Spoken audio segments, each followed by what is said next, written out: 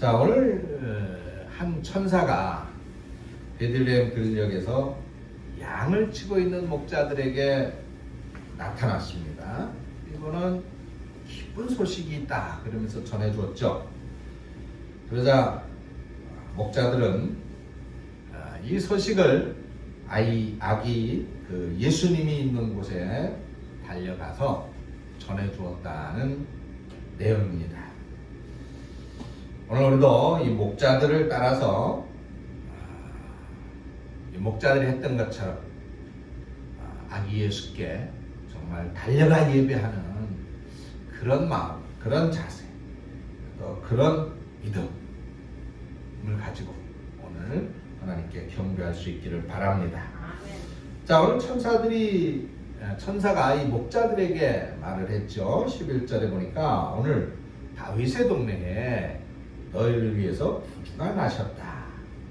근데 그 구주가 그리스도다, 주님이시다라고 말해주고 있습니다. 물론 이 소식은 예수님의 가족들 마리아가 먼저 듣고 요셉이 들었습니다만은 가족이 아닌 다른 사람들로서는 이 목자들이 처음 듣습니다. 왜 하나님은 이 놀라운 소식을, 이 기쁜 소식을 제일 먼저 이 목자라고 하는 사람들에게 알려주셨을까요? 이스라엘 목자는 어떤 사람들이었을까? 우리는 목자라 그러면 대단히 낭만적으로 생각하기 쉬워요. 그냥 넓은 초원에 양떼를 몰고 다니면서 양떼들이 꼴을 뜯어먹고 있으면 양지바른 따뜻한 곳에서 피리를 불면서 낭만을 즐기는 그런 목자를 생각하게 됩니다. 그런데 과연 그럴까요? 2000여 년 전 그 당시의 목자는 두 종류의 목자들이 있었습니다. 하나는 자기 양떼를 치는 그런 목자들이 있었고, 또 하나는 남의 양을 맡아서 치고 있는 그런 목자들이 있었어요. 그러면 오늘 본문에 나오는 이 목자들은 어떤 목자들이었을까요? 자기 양을 치는 목자들이었을까? 아니면 남의 양을 위탁받아서 관리하고 있는 그런 목자들이었을까? 8절 말씀해 보니까 자기 양떼를 지키더니 이렇게 기록되어져 있죠. 그래서 많은 성경학자들은 여기 본문에 등장하는 목자들은 자기 양떼를 치는 목자들이었다 이렇게 해석을 하기도 합니다.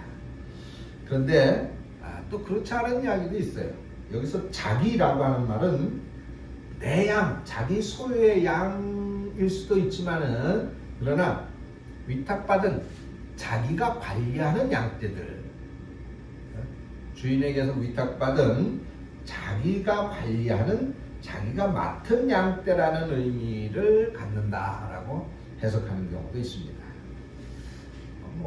자기 양떼든 아니면 다른 사람들의 관리를 해주던 그러한 양을 관리하던 목자든, 그건 그렇게 중요한 것은 아니라고 생각이 됩니다. 자, 그렇다면 그 당시에는 주로 어떤 사람들이 이 목자가 돼서 양들을 관리했을까요? 신약성경 배경 연구에 있어서 아주 세계적인 석행 요아킴 예레미야스라고 하는 그 학자는 당시 목자들은 사회적으로 또 경제적으로 아주 천민, 하층 계급에 속하는 그런 사람들이었다라고 설명하고 있습니다. 이 사람들은 재산도 없었고 또 변변한 기술도 없었고, 그래서 양치기의 일을 하던 그런 사람들이라는 겁니다. 팔레스타인 지방에는 비가 많이 오지를 않아가지고 풀밭이 흔하지를 않았어요. 그래서 목자들은 늘 어떻게 양들을 치려면 풀이 있는 곳을 향해서 찾아가야 된단 말이죠. 그래서 늘 떠돌아다녀야 됐어요. 유랑가는 생활을 했습니다. 낮에는 양들을 풀밭에 풀어놓고 그 양들을 떼약볕 아래서 지켜야 되고, 또 밤이 되면 동굴이나 또는 이제 우리의 양들을 몰아놓고 그 양들을 지켜야 했단 말이죠. 그래서 이들은 밤낮으로 고생하면서 사는 선호받지 못하는 그런 직업을 가진 사람들이었다는 것입니다. 아까 말씀드린 대로 이런 그 풀을 찾아서 늘 떠돌아다녀야만 했기 때문에 어디에 정착할 수도 없는 그런 상황이었던 것이죠. 그것이 바로 오늘 본문에 나오고 있는 이 목자들입니다. 자, 그럼 여러분, 그럼 왜 하나님께서는 예수 그리스도의 탄생이라는 그야말로 탑뉴스, 희대의 최고의 뉴스다 말이죠. 이 기쁜 소식을 왜 이 사람들에게, 많은 사람들에게 인정받지 못하고 환영받지 못하던 그런 목자들이라고 하는 그 사람들에게 전하셨을까요? 조금 우리로서는 의아하지 않을 수 없습니다. 자, 만약에 이 놀라운 소식을 당시에 최고의 존경을 받는 대제사장이라든가 또 많은 사람들을 가르치고 있었던 이 율법학자들이라든가 이런 사람들에게 소식이 전해졌더라면 그 소식이 더 권위가 있고 많은 사람들이 인정하고 많은 사람들이 따르고 또 더 빠른 시간 안에 이 놀라운 소식, 이 복된 소식이 전해지게 됐고 또 믿을 수 있지 않게 되었을까라고 하는 얘기입니다. 자, 이에 대해서 미국의 유명한 로케이도라고 하는 그 목사님의 설명이 있었죠. 만약에 바리새인들에게 먼저 전해 주었더라면 바리새인들은 율법책을 펴놓고 아마 세미나를 열었을 것이다. 이것이 율법에 맞는 내용인지, 이 소식이 율법에 정한 내용인지, 맞는 내용인지, 어디에 거스름이 없는지 아마 세미나를 열었을 것이다. 그래서 시간을 허비했을 것이고, 또 정치가들에게 먼저 전해주었다면 그들은 평론부터 했을 것이고, 그리고 기업가들에게 전해주었다면 그들은 자신의 일정을 살펴보느라 시간을 더 허비했을 것이다 라고 설명했습니다. 목자들에게 가장 먼저 알려주신 것은 바로 이들이 믿음과 순종의 사람들이었기 때문이라는 것입니다. 이들은 이 하늘의 소식을 들었을 때 이것저것 따지거나 견주거나 복잡하게 생각하지 않았습니다. 그냥 라고 믿고 순종할 사람들이었기 때문에 하나님께서는 이 목자들을 선택했다는 것이죠. 오늘 성탄절을 맞이하면서 이 목자들을 통해서 주시는 메시지가 있어요. 바로 이것입니다. 하나님은 소외되고 낮고 천하고 힘든 삶을 살아가는 사람들을 결코 외면하지 않으신다는 것입니다. 또 하나님께서 쓰시는 사람들이라고 하는 것은 지위가 높고 생각이 많고 학식이 높고 그런 사람들이 아니라 라고 믿고 순종하는 사람들을 쓰신다는 것입니다. 오늘 사랑하는 성도 여러분들도 바로 이런 목자들 같은 사람들이 되셔서 성탄의 기쁜 소식을 들으시는 성도들이 되시기를 축원합니다. 자, 그런데 10절 11절에 보니까 이런 말씀이 있어요. 천사가 이르되 무서워하지 말라. 보라 내가 온 백성에게 미칠 큰 기쁨의 좋은 소식을 너희에게 전하노라. 오늘 다윗의 동네에 너희를 위하여 구주가 나셨으니 곧 그리스도 주시니라. 그랬습니다. 자, 이 말씀을 보니까 큰 기쁨의 좋은 소식이라. 이 소식, 그 어떤 소식이 있는데 어떤 소식이냐? 거기에 수식어가 4개나 붙어 있어요. 4개의 수식어가 붙은 소식이라는 겁니다. 어떤 수식어가 붙었어요? 온 백성에게 미칠 큰 기쁜 그리고 아주 좋은 소식이라는 것입니다. 그러면 자, 이런 대단한 소식이 무엇이냐? 그 소식은 바로 구주가 탄생했다는 것이죠. 구주, 우리를 구원하실 주님이 태어나셨다는 것입니다.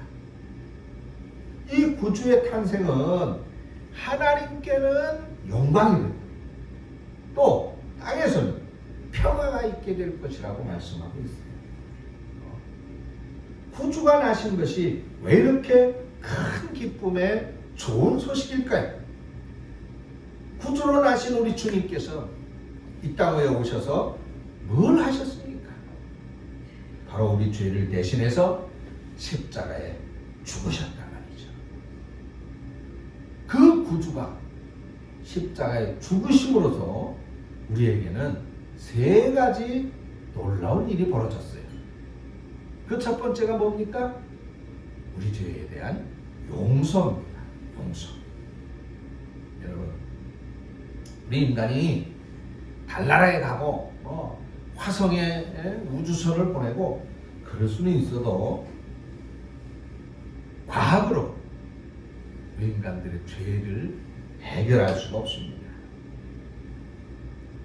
이 인간의 죄를 바로 우리 주님께서 이 땅에 오셔서 친히 그 일을 이루셨다는 것입니다. 믿습니까? 두 번째로는 하나님의 자녀가 됐다는 거예요. 하나님의 자녀. 하나님의 백성이 됐다는 거예요. 얼마나 놀라운 일입니까? 이건 이루 헤아릴 수 없는 것이죠. 어마어마한 특권입니다. 군대 계급 사회잖아요. 근데 대령으로 있다가 별을 하나 달게 되면 달라지는 게 100가지나 된다 그래요. 100가지. 대령 계급에서 그 다음 계급이 별 스타가 되는 거잖아요. 그래 대령에서 별 하나로 한 계급 진급하면 그 처우가 대우가 100가지나 달라진답니다. 먼저 대통령으로부터 3정도라는 칼을 받아요. 대령까지는 안 받는데 별을 달게 되면 3정도라는 칼을 받고, 그리고 금태가 있는 정복 모자를 또 지급을 받고, 또 그 군함은 매는 끈이 있잖아요. 근데 장군에게는 이 끈이 없는 군화가 지급이 된다고 합니다. 그 다음에 개인 황의도 4.5구경에서 38구경 권총으로 교체가 됩니다. 전속 운전병이 있고 또 승용차가 지급이 된다고 합니다. 1급 공무원의 대우를 받고 퇴직 후 연금도 차이가 엄청나게 달라진다. 그런 일은 달라지는 것들이 무려 100가지나 된다. 국회의원도 그렇죠. 국회의원이 되면 달라지는 것들이 있습니다. 국회의원 하면 우리 가장 먼저 생각되는 것이 바로 면책 특권이죠. 불체포 특권, 그런 것들이 주어집니다. 억대의 연봉이 주어지고 1년에 3억 원의 정치요금을 받을 수가 있고, 철도, 선박, 항공기 이런 것들을 국회의원들은 무료로 사용합니다. 뿐만 아니라 특별 예우를 받아서 비즈니스석에 앉게 되고, 의정 활동을 위해서 6명의 보좌관을 우리 국민의 세금으로 쓸 수가 있습니다. 이런저런 특권들이 굉장히 많다는 거죠. 이 세상에서 소위 성공하는 사람은 그 대우가 이렇게 달라지는데, 주님이 오심으로 인해서 우리들의 죄가 용서되어지고 뿐만 아니라 우리가 하나님의 자녀가 되어지는 그런 처우가 달라지는데, 우리의 위치가 달라지는데, 그러면 그것으로 인해서 달라지는 것들이 얼마나 많이 있겠습니까? 우리가 잘 몰라서 그렇지 아마 달라지는 것이 수백, 수천 가지가 될 것 같아요. 우리가 상상조차 못하는 그런 어마어마한 그런 처우가 하늘나라에서 분명히 있게 될 줄로 믿습니다. 그것이 우리에게로 오신 주님이 우리에게로 주시는 특권입니다. 세 번째는 무엇이 또 달라졌어요? 온 백성에게 구원의 문이 열려지게 됐다는 것입니다. 여기 말씀해 보니까 온 백성에게 미쳐지리라 이렇게 표현하고 있잖아요. 민족이나 국가나 인종이나 뭐 남녀 차별이나 계층이나 배운 사람이든 못 배운 사람이든 재산이 많든 적든 어떤 것도 차별이 없어요. 누구는 되고 누구는 안 되고가 아니라는 말입니다. 그래서 좋은 소식이라는 거예요. 보세요. 이 세상에서는 만약에 누가 승진하면 누구는 탈락하게 되는 것이죠. 누가 합격을 하게 되면 누구는 또 불합격하게 됩니다. 차별이 있는 거예요. 그래서 아픔이 있습니다. 그러나 구원의 소식은 차별이 없어요. 그래서 기쁨의 좋은 소식이 되는 것입니다. 어때요? 이 구주가 나신 것이 어떻게 여러분들에게는 정말로 큰 기쁨의 좋은 소식이 되십니까? 자, 이제 천사는 목자들에게 이 구주 탄생의 소식을 전하면서 이 구주를 찾을 수 있는 방법을 하나 알려줬어요. 소위 팁을 알려준 거예요. 어디 가면 있는가 그걸 알려줬단 말이에요. 그게 뭐예요? 그 구주가 말구유에 계시다. 말구유에. 그래서 목자들은 말이 있는 곳을 찾아가면 되겠죠. 말구유에 예수님이 계시니까. 그래서 예수님을 찾아갈 수 있었습니다. 자, 이렇게 목자에게 소식을 전하고 천사가 떠났는데 이제 이 천사가 떠나간 뒤에 목자들의 모습을 보세요. 15절에서 17절에 기록되어져 있는데 천사들이 떠나 하늘로 올라가니 목자가 서로 말하되 이제 베들레헴으로 가가지고 빨리 주님께서 우리에게 알려주신 바 이루어진 이 일을 보자. 그리고는 뭐라 그러세요? 빨리 가서 마리아와 요셉과 부에 놓인 아기를 찾아보고 천사가 자기들에게 이 아기에 대해 말한 것을 전했다 그랬습니다. 네, 우리가 놓쳐서는 안 되는 말씀이 있는 것이죠. 빨리 가서, 빨리 가서. 이게 영어 성경에 보니까 풀 스피드라고 돼 있어요. with 풀 스피드. 이게 뭔 얘기야? 풀 스피드. 전속력으로 갔다. 목자들이 갈 수 있는 전속력으로 갔다. 전속력. 그러니까 갈 수 있는 최대한 빠르게 갔다는 얘기예요. 이 소식을 듣고 빨리 가서 봐야 되겠다는 마음에 그냥 급하게 간 것입니다. 그래서 조금도 지체할 수 없이 막 달려갔다. 얼마나 그야말로 큰 소식이면, 얼마나 기쁜 소식이면 지체할 수가 없었겠습니까? 자기들이 맡았던 그 양들은 뭐 두 번째 문제예요. 야, 빨리 가서 그 아기 구주를 뵙자. 이 소식을 전하자. 근데 야, 빨리 그러면 양들을 좀 어떻게 하자. 야, 그러면 누가 여기 남고 누가 갈 거냐. 이런 거 의논하고 뭐 따지고 그러지 않았다 그 말이에요. 치던 양들도 그냥 다 하나님께 맡기고 달려간 거예요. 왜? 우선순위가 뭔지를 알았기 때문에. 정말 우선순위. 뭘 먼저 해야 되느냐. 뭐가 더 중요한 거냐. 뭐가 더 중요한 거냐. 우선순위가 분명하기 때문입니다. 지금 우리들이 해야 할, 우리들이 먼저 해야 할 이 우선순위는 지금까지는 우리가 양떼를 지키는 것이 우선순위였지만은 이제 지금은 아니다. 이제는 아니다. 양을 우리에다 몰아놓고 이제 집에 가서 좀 쉬자. 그것도 아닙니다. 빨리 가서 아기 예수님을 찾는 것입니다.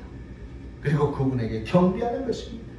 그리고 천사가 일러준 말을 예수님의 부모님들에게 전하는 것이에요. 그것이 이들에게 있어서 우선순위로 바뀌어진 일입니다. 제일 중요하고 제일 빨리 시급히 해야 할 일인 것입니다.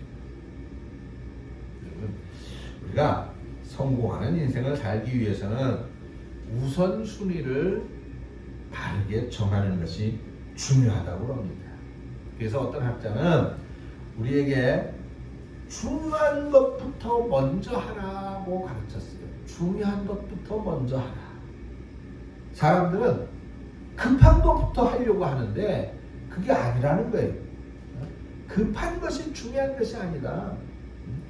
중요한 것을 먼저 하는 것이 더 급하다는 겁니다. 그래서 시간보다 더 중요한 것은 바로 방향이다 라고 가르칩니다. 네. 시계보다 나침판이 더 중요하다는 거예요. 그러면 문제는 누구의 입장에서 우선순위를 정해야 되느냐 하는 것이 되겠죠. 오늘 본문의 목자들을 보세요. 자기들의 생각 따라서 우선순위를 정하지 않았습니다. 자기들에게 있어서 제일 중요한 건 뭐예요? 양이죠. 양을 지키는 겁니다. 양을 돌보는 거예요. 근데 지금 이 순간에는 우선순위가 바뀌었잖아요. 양이 아니요. 천사들이 알려준 그 말씀이 우선순위가 됐어요. 바로 하나님 중심에서 하나님 앞에서 우선순위를 정하는 것이 중요하다는 것입니다. 그리고 세 번째, 이 목자들을 통해서 우리가 배울 수 있는 메시지는 바로 이 우선순위를 분명히 하는 것입니다. 내 입장에서가 아니라 하나님의 입장에서 분명히 하는 것. 하나님의 입장에서 정하는 것입니다. 그리고 그 우선순위가 정해지면 이제 어떻게 해야 돼요? 포기하지 말아야 됩니다. 오직 그것을 향해서 빨리 가야 돼요. 그러면 그렇게 하려면 우리는 포기해야 되는 것이 반면에 있어요. 포기해야 되는 것. 그것은 바로 양입니다. 내 입장에서 나를 붙잡고 있었던 것을 포기해야 돼요. 그래야 하나님 앞에서 우선순위를 우리가 분명히 할 수가 있습니다. 이걸 할 줄 알아야 성공할 수 있습니다.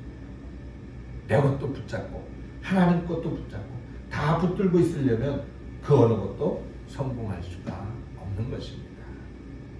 여러분, 오늘 2020년도 성탄절 다소 그 분위기는 가라앉은 슬픈 성탄절을 우리가 맞이하고 있지만은 그러나 오늘 우리는 그 의미만큼은 결코 슬플 수 없는 인류 역사의 가장 크고 기쁜 소식이 우리들에게 전해지는 말씀을 들었습니다. 누구에게 이 성탄 소식이 제일 먼저 전해졌습니까? 목자들이었다는 것입니다. 바로 부족하고 연약하고 낮고 비천한 그 목자들에게 성탄의 소식이 전해졌습니다. 오늘도 하나님 앞에서 내가 아무것도 아닌 비천한 존재로 여겨질 거예요. 여러분들은 어떻게 여러분들 자신을 평가합니까? 또한 구주 탄생이 과연 오늘 나에게 있어서 내 인생에 있어서 정말 이 목자들에게 그랬던 것처럼 그렇게 가장 큰 기쁨의 좋은 소식입니까? 머리로가 아닌 실제적으로 말이죠. 그리고 이제는 내 우선순위를 어떻게 하겠습니까? 하나님의 음성을 들었다면, 하나님의 요구를 들었다면, 그러면 이제는 우선순위를 어디에 두겠습니까? 아직도 내 입장에서 내 것을 앞세운 우선순위를 정하겠습니까? 아니면 하나님의 입장에서 정하시겠습니까? 이제 이 물음에 바르게 응답하심으로써 성탄의 큰 기쁨이 실제적으로 여러분들의 것이 되어지시기를 주님의 이름으로 축원합니다. 기도하겠습니다. 하나님 아버지, 큰 은혜와 사랑을 감사합니다. 이 구주 탄생의 큰 소식이 우리들에게 과연 얼만큼 큰 소식으로 전해지고 있습니까? 성탄이라고 하는 그 분위기에 휩쓸려 흥청망청 되어지는 것이 아니라, 아니 어떤 의미에서는 이 암울하고 그리고 슬픈 세상 속에 구주 탄생의 소식이야말로 가장 깊은 이 우울한 세기를 전환시킬 수 있는 가장 큰 기쁨의 소식이 아니겠습니까?